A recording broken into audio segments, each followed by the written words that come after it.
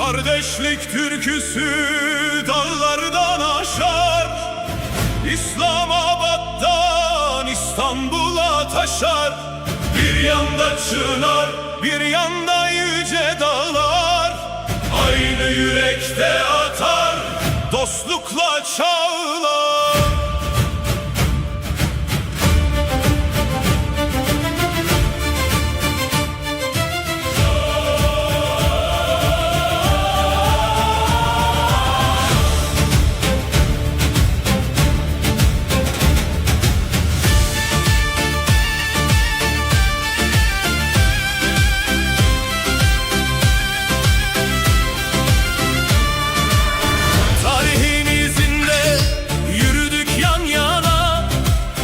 Kattık candan, kurbanız bu sevdaya, ebedi destana. Türkiye, Pakistan, kardeşlik sonsuza dek, bu böyle biline.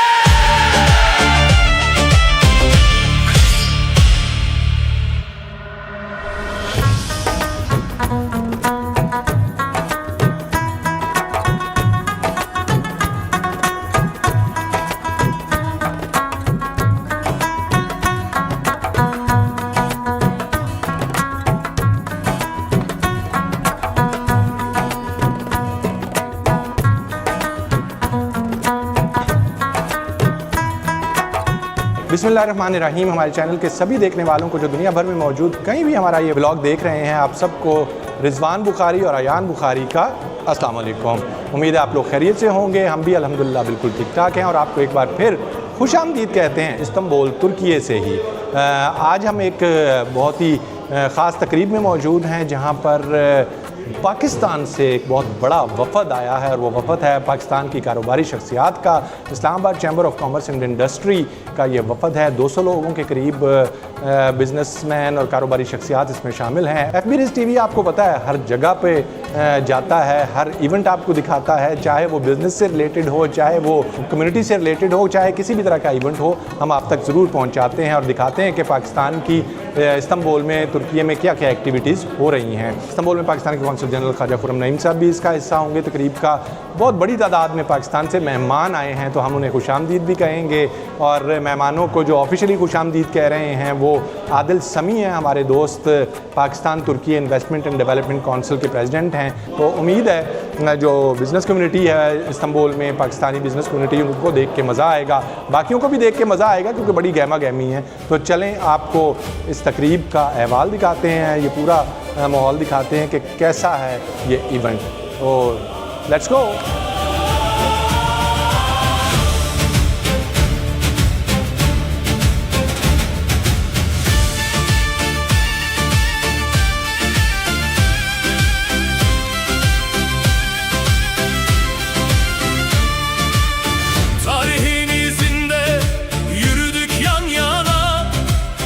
Kattık candan, kurbanız bu sevdaya, İndus'un suyu, selamlar boğazı, dostlukla yazdık biz bu bitmez yazıyı. Gönül bağımız sarsılmaz, yıkılmaz, kardeşin kardeşe sevgisi hiç bıkılmaz. Ey şanlı hilal, ey parlayan yıldız, gökyüzünde ayrılmaz bir canız. Türkiye, Pakistan, omuz omuza, dostlukla yürüyoruz aydınlık yarına.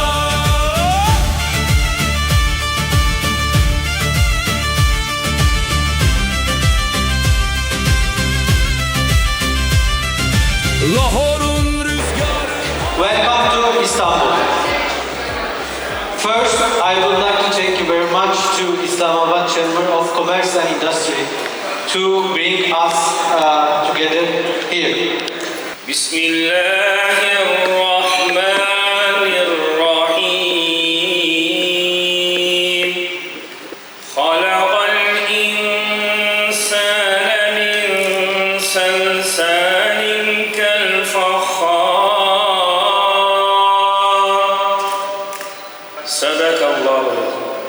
Jazakallah khair, sahab. Ladies and gentlemen, please stand up for both Turkish and Pakistani national anthem.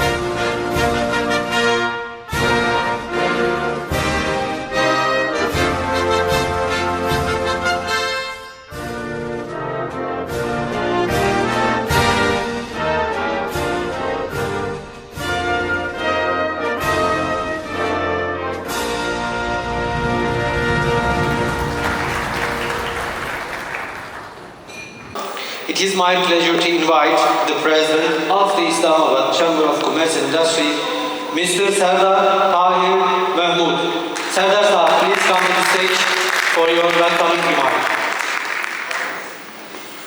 Bismillahirrahmanirrahim. Honorable Consul General of Pakistan, distinguished Turkish and Pakistani business leaders, ladies and gentlemen, Assalamu alaikum and a very warm welcome. Islamabad has come to Istanbul not merely to introduce itself, but to open a new chapter of economic partnership between two brotherly nations.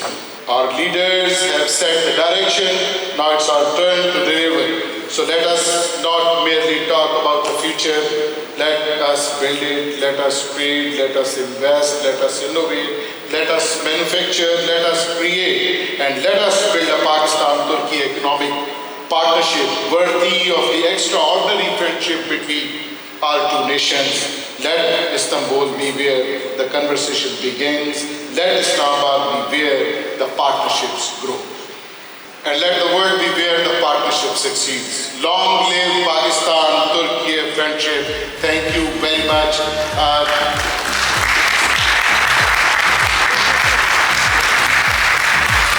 Tarihin izinde yürüdük yan yana, can kattık candan, kurbanız bu sevdaya. Indus'un suyu, selamlar boğazı, dostlukla yazdık biz bu bitmez yazıyı. Gönül bağımız sarsılmaz, yıkılmaz, kardeşin kardeşe sevgisi hiç bıkılmaz. Ey şanlı hilal, ey parlayan yıldız, biz gökyüzünde ayrılmaz bir canız. Türkiye, Ticaret ve sanayi yıldızı olarak dijitalleşme döneminde daha yatırımcı yürüyoruz aydınlık yarına.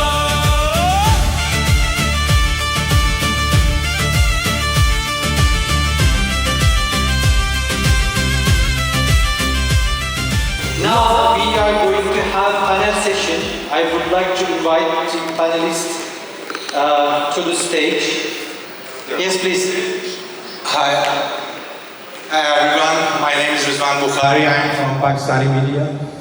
First of all, I would like to thank the delegation, huge delegation from Islamabad Chamber of Commerce, who came here, and it is really appreciable. But my question is, from all of you sitting here, Pakistan-Turkey relationships, based on centuries, it is not a relationship within the decades. But what is the reason? What are the reasons that we are lacking behind in this volume 1.2? That is nothing. This is less than peanut. So, can we discuss that? What are the reasons that we were not able to increase this volume? And my second question, I'll finish it here. Islamabad Chamber of Commerce came here. They made it courage, and will we see other Chamber of Commerce also from Pakistan, different cities? Thank you very much. Let's see, 15 years back, Turkey and Pakistan were almost at the same economic level. We were producing same goods. Textile was your strength, textile was Pakistan's strength. 15 years back, purchasing power in Turkey was not so high. So both these countries were looking towards Europe and America as markets. But as I said, now with Turkey entering into a developed stage, Turkey has more buying power, Turkey has more technology, and now we are not competing in the same segments we were competing 15 years back. Now we have more complementary products, as I said. We make something in Pakistan, Turkey adds value to it, and then that value added goods go to West and America. So I think the circumstances have changed, and now there is a good environment for growth and trade. We love each other, but hardly anybody knows in Turkey about Pakistan, about business there. I think Islamabad Chamber has taken a good initiative. They have come, they will meet people, meet business, and this will increase credibility amongst the two communities. Mr. Rizwan Bukhari, the thing is that we have to admit this, Pakistan and Turkey, we are not easy people. We are really difficult one. We are not easy to do business. Hard nut to crack. Yes, and then it's all about the language barrier. We have amazing, huge language barrier. Then apart from that, as per my experience, in last 11 years, we are just talking about you ask anyone, everyone is, in last few years, we did not talk about anything apart from property. Everyone was just talking about imlak, buy this, buy this, buy this. We have thousands of things to talk about. Now I believe Pakistan, Turkey, we are moving towards self-sustainability. 250 million Pakistani population, 90 million Turkish population. Together we don't need anyone, just we need Azerbaijan, Pakistan, Turkey and Saudi Arabistan. That's all, we are self-sustainable countries. Thank you. My question is like Pakistan and Turkey have a strong historical and brotherly relationship. What do you see as the biggest opportunities for both countries to strengthen economic and business cooperation over the next 5 or 10 years? Like if we see the Turkey, which is 2026, it is not like when I came here in 2015. And that time, Turkey was a different country. And if we see now, Turkey has gone far beyond European countries. And if we see now the modern Turkey of 2026, we are doing very good in the defense sector. We are doing very good in the tourism sector. We are trying to do something in the automation sector of the automobiles. And 1.3 billion is nothing trade between Pakistan and Turkey, huge countries. We are not doing anything. For that reason, I've really thanked Islamabad Chamber of Commerce. I've really thanked Istanbul Consulate, and I believe we all should work together. We all should come forward to join hands and build our economies. Thank you. Tarihin izinde yürüdük yan yana, can kattık candan kurbanız bu sevdaya. İndus'un suyu, selamlar boğazı, dostlukla yazdık biz bu bitmez yazıyı. Gönül bağımız sarsılmaz, yıkılmaz, kardeşin kardeşe sevgisi hiç bıkılmaz. Ey şanlı hilal, ey parlayan yıldız, biz gökyüzünde ayrılmaz bir canız. Türkiye, Pakistan, omuz omuza,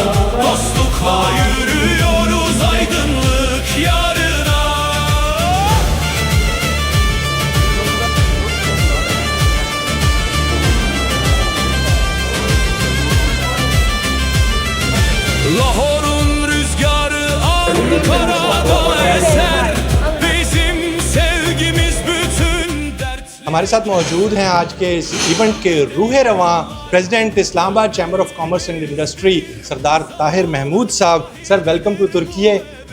क्या कहेंगे इस भारी भरकम डेलीगेशन के हवाले से और इस ख़ास मौके के हवाले से? मैं समझता हूँ कि जी ये एक बहुत बड़ा इवेंट है. पाकिस्तान से 200 से ज़्यादा टॉप नॉच बिज़नेस कम्युनिटी है इस्लामाबाद की, वो एक्सप्लोर करने आई है यहाँ तुर्की में, इस्तांबुल में अपने जेवी पार्टनर्स जो पाकिस्तान में इन्वेस्टमेंट कर सकें और पाकिस्तान के वो लोग जिनको यहाँ पर उस बिज़नेस कम्युनिटी के साथ मिल के अपनी इकोनॉमिक ट्रांसफॉर्मेशन करनी है. और एज वी जो कि इस हमारी एक्टिविटी का एक थीम है कि जो 5th जनरेशन है उसमें एज वी में हम कोलैब करके किस तरह बाकी 4 जनरेशन्स जो गुजरी हैं उन 4 जनरेशन्स की कन्वर्जेंस से हम कैसे आने वाले 10 से 15 सालों में ट्रेंड को फॉलो करते हुए, ट्रेंड के साथ अलाइन होते हुए अपनी इकोनॉमिक जो ट्रांसफॉर्मेशन है उसमें किस हद तक कामयाब हो सकते हैं. आज के इस इवेंट में इस्तांबुल में पाकिस्तान के कौंसल जनरल ख्वाजा खुर्रम नईम साहब भी मौजूद हैं. उनकी मौजूदगी का फ़ायदा उठाते हुए जानते हैं कि उनको इस इवेंट से क्या तवक्कुआत हैं. सर क्या कहेंगे आज के इस इवेंट के हवाले से? बहुत शुक्रिया बुखारी साहब. मेरा ख़्याल है कि ये इवेंट जो है एक अच्छा स्टेप है, एक अच्छा कदम है दोनों चैम्बर्स के दरमियान, और इसके बाद ये हमारे टर्किश बिज़नेस कम्युनिटी का पाकिस्तान की बिज़नेस कम्युनिटी से एक रब्ता होगा. रब्ता बहुत ज़रूरी होता है क्योंकि दोनों मुल्कों के दरमियान बहुत अच्छे बरादराना तल्लुकात हैं, लेकिन बिज़नेस कम्युनिटी का आपस में उतना कनेक्ट नहीं है. तो ये इवेंट एक अच्छा ज़रिया साबित होगा बिज़नेस कम्युनिटी को आपस में जोड़ने का. सर ये जो एक टास्क है, एक चैलेंज है हमारे हुजम को बढ़ाने का, ट्रेड हुजम को बढ़ाने का, कितना किरदार अदा करेगा ये इवेंट उसमें? देखें, कतरा कतरा वाली बात है, बहुत बड़ा हमारा टारगेट है और हम अभी बहुत पीछे खड़े हैं. तो ये इवेंट जो है, इस तरह के इवेंट और भी होने चाहिए और इंशाल्लाह करेंगे, और ये सब मिलकर कंट्रीब्यूट करेंगे हमें अपने गोल की तरफ लेके जाने के लिए. Öncelikle programı tertip eden insanlara derinden teşekkür ediyorum, minnettarlığımızı bildiriyoruz. Gerçekten de yapılan bu organization çok değerlidir, çok önemlidir. Her iki ülke arasında hem ticari hem de sağlık sektöründe hem yatırımlar için çok önemli bir adımdır. Biz de bunu destekliyoruz ve sürekli aslında yılda birkaç sefer değil de birçok sefer yapılmasını arzu ederdik. Pakistan, Türkiye ve Azerbaycan kardeşliği bütün dünya şamildir. Onun için bu güç ve beraberlik umarım ki her daim olur, daha da güçlenir. Her sene daha da çok kütleye göstermiş oluruz güçlerimizi. Merhabalar.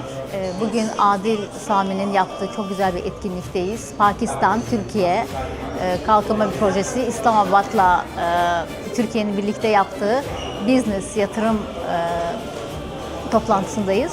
Yaşasın Pakistan, Türkiye kardeşliği. Hello, my name is Nuria. I'm from Afghanistan and I live here more than like 9 years. जो आपको पता है ना, वो सालों से तुर्की और पाकिस्तान के रिलेशनशिप बहुत अच्छी है, लाइक ब्रदर्स. रिलेशनशिप को मजबूत करने के लिए आज भी यहाँ बहुत सारे इन्वेस्टर्स, बहुत सारे लोग आए हुए हैं पाकिस्तान से. Pakistan और Türkiye dosti zindabad. Merhabalar. Bugün Pakistan'ın aslında düzenlemiş olduğu Türkiye-Pakistan iş ilişkilerini kuvvetlendiren çok güzel bir formdaydık. Özellikle misafir olmak bir Türk girişimci kadın olarak özellikle kardeş ülke Pakistan ve Türkiye Cumhuriyetler ve bu kardeşliği destekleyecek bütün formlarda bizler de yer almalıyız. Ben Pakistan kardeş ülkemize gerçekten çok teşekkür ediyorum. Harika bir formdu ve bununla beraber de özellikle kozmetik alanında hizmet veren bir girişimci olarak buradaki tanışmalar ve sonucunda olacak olan verimli ticaretlerin her iki ülkede büyük katkıları olacağına inanıyorum. Her zaman söylediğimiz gibi tüm Türkiye Cumhuriyetler gibi Türkiye, Pakistan kardeştir. अस्सलाम वालेकुम.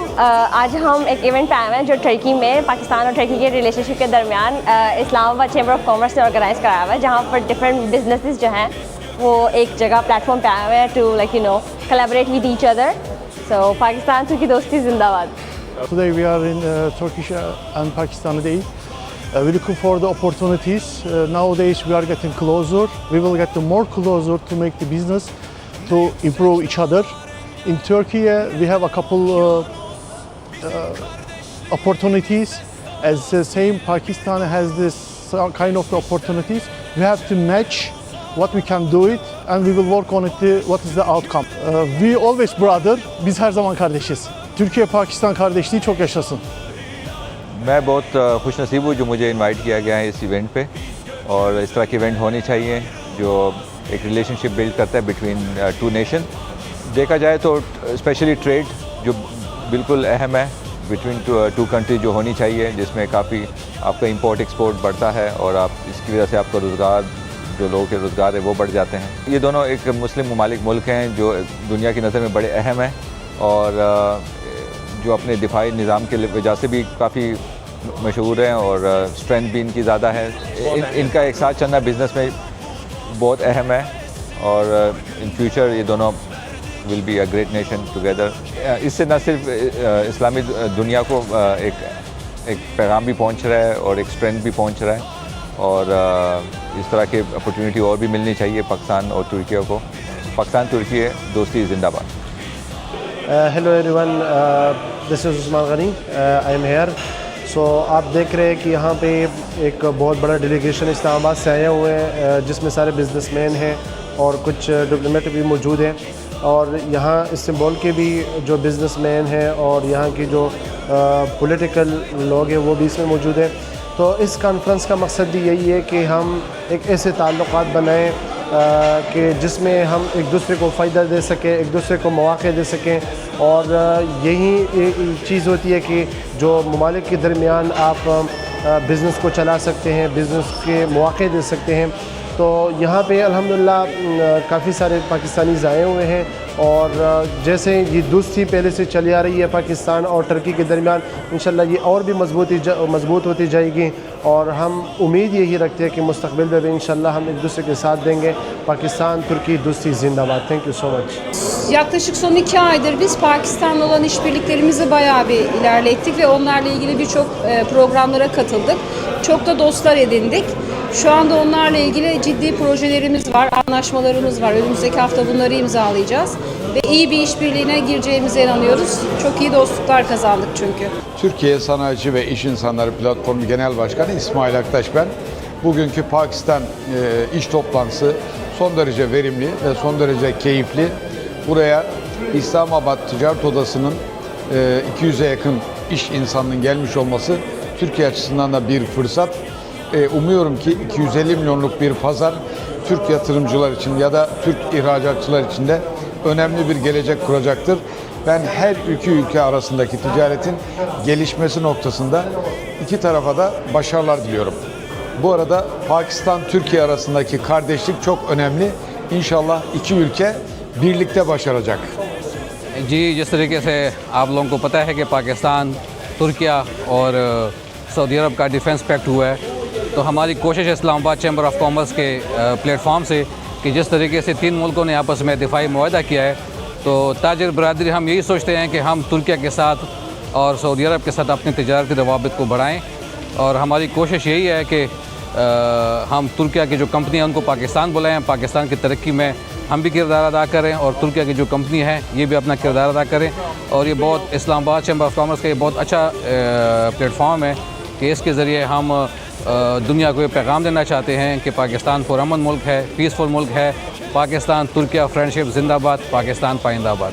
व्यूअर्स हमारे साथ मौजूद हैं हमारे बहुत ही अच्छे दोस्त और एक प्राउड पाकिस्तानी जिनकी जितनी तारीफ़ की जाए कम है वो कि वो अपनी तारीफ़ करवाना नहीं चाहते हैं. आदिल समी साहब हमारे साथ मौजूद हैं जिनको सेहरा जाता है ये सारी तकलीफ सजाने का और जो वफ़द आया है पाकिस्तान से उनको खुशामदीद कहने का. और आदिल साहब बहुत शुक्रिया आपने टाइम दिया, बहुत मसरूफ़ है, हमें पता है आप जिस तरह से लगे हुए हैं आसान काम नहीं है इतने बड़े वफ़द को हैंडल करना. क्या कहेंगे आज के इस तकरीब के हवाले से, इतने बड़े वफ़द के हवाले से और पाकिस्तान और तुर्की के दरमियान कारोबार और तिजारत के हवाले से? रिजवान भाई देखिए, it's all about us, you know, हमें मिल के चलने का है. اور یہ اگر ایونٹ اتنا سکسیسفل اب تک ہو گیا ہے اور سیکنڈ اس کا فالو اپ اور سکسیسفل ہوگا، یہ ہم سب مل جل کے کر رہے ہیں. جتنا میرا اس میں ایفرٹ ہے اتنا ہی آپ کا ایفرٹ ہے، اور مجھے لگتا ہے سب ان لوگوں کا ایفرٹ جو پاکستان سے یہاں پر آئے ہیں اور یہاں پہ رہ رہے ہیں. ٹرکش کمیونٹی کی بھی ہم بات کریں. اب دیکھیں، میں بار بار بات کرتا ہوں بین ایز این پراؤڈ پاکستانی، بین ایز این پراؤڈ پاکستانی who is living overseas, then been as a proud Pakistani who is living overseas in Turkey. دیکھیں نا، یہ بڑی ڈفرینٹ چیزیں. بالکل. تو اس میں مجھے لگتا ہے کہ یار پاکستانی بہت اچھا ہے، ترکی کے ساتھ ایک ڈفرینٹ ہو جاتا ہے. وائی ناٹ؟ اگر میں نہیں کروں گا تو کون کرے گا؟ رضوان بھائی، یہاں پہ رہتے ہوئے 11 سال ہو گئے، میں نے اس طرح کا ایونٹ یا اس طرح کی آرگنائزیشنز پہلے نہیں دیکھی تھی. میں بار بار آج اندر بھی جب ہم نے بات کی، یہی ہوتا تھا کہ یار پراپرٹی لے لو، اسی کے اوپر بات ہو رہی ہوتی تھی. اس سے نکلتا ہی کوئی نہیں تھا، کوئی سوچتا ہی نہیں تھا کہ یار اپنے سے نکل کے، اپنے سے بڑھ کے ملک کے لیے دیکھو. نہ صرف ملک کے لیے، امت کے لیے دیکھو. وائی امت کے لیے؟ پاکستان اور ترکی ہم اسٹرانگ ہوں گے. ہم جب اسٹرانگ ہوں گے پوری امت مسلمہ اسٹرانگ ہو جائے گی، اور اسی کاز کو لے کر میں آگے چل رہا ہوں. اچھا، پاکستان ترکی کے درمیان ٹریڈ بڑھ جاتی ہے، والیوم بڑھ جاتا ہے، کاروباری شخصیات مل لیتی ہیں، کمیونٹی کو کیا فائدہ ہوگا؟ دیکھیں، کمیونٹی کو جو ہے نا اپرچونیٹیز ملیں گی. اب جس طرح سے یہاں پہ ہم کافی ساری کمیونٹی کی بات کریں، وہ پسی ہوئی رہتی ہے، بٹ بات بھائی وہی آ جاتی جب آپ کی جیب میں پیسہ ہوتا ہے نا، جب آپ کا ملک اسٹرانگ ہوتا ہے، جب آپ کے خزانہ میں پیسہ ہوتا ہے، دنیا آپ کو اسی طرح سے دیکھتی ہے. سمپل سا طریقہ. میں سب کو مثال دیتا ہوں کہ یار 2 رشتہ دار ہیں، ایک کا فادر جو ہے اس کے پاس پیسہ ہے، دوسرے کا فادر جس کے پاس پیسہ نہیں ہے. پورا خاندان اس کو اچھی نظر سے دیکھتا ہے جس کے پاس پیسہ ہے، دوسرے والے کو نہیں دیکھتا، اسکل سیٹ ہونے کے باوجود نہیں دیکھتا. اینڈ دس از واٹ از ہیپننگ ود اس. اب پاکستان کے پاس سب کچھ ہے، کس چیز کی کمی ہے؟ ٹریڈ کی کمی ہے. کس چیز کی کمی ہے؟ پیسے کی کمی ہے. ہاں، ہم نے بہت اچھا نیوکلیئر بنا لیا تھینکس ٹو ہمارے ڈاکٹر عبدالقدیر خان، بٹ اس کو ہم نے اب موبلائز کرنا ہے، چینلائز کرنا ہے، اس سے پیسہ کمانا ہے. دس از دا رائٹ ٹائم کہ پاکستان، ترکی، آذربائیجان، سعودی عربیہ، بالکان کنٹریز، سینٹرل ایشین کنٹریز، پورے سب کو ساتھ لے کے جایا جائے اور سب کو ایک پلیٹ فارم کے اوپر آگے لے کے چلا جائے. بہت اچھی سوچ ہے آپ کی، ہم اس کو اپریشیٹ کرتے ہیں اور دعا گو بھی ہیں، اور آپ کے ہمیشہ ساتھ بھی ہیں کہ اس سوچ کو آگے لے کے بڑھا جائے اور پاکستان کا دیار غیر میں جو ایک امیج ہے اس کو درست سمت میں لے کے جایا جائے. بہت شکریہ عادل، آل دا ویری بیسٹ. ہم ہمیشہ آپ کے ساتھ ہیں. تھینک یو. Omuz omuza dostlukla yürü.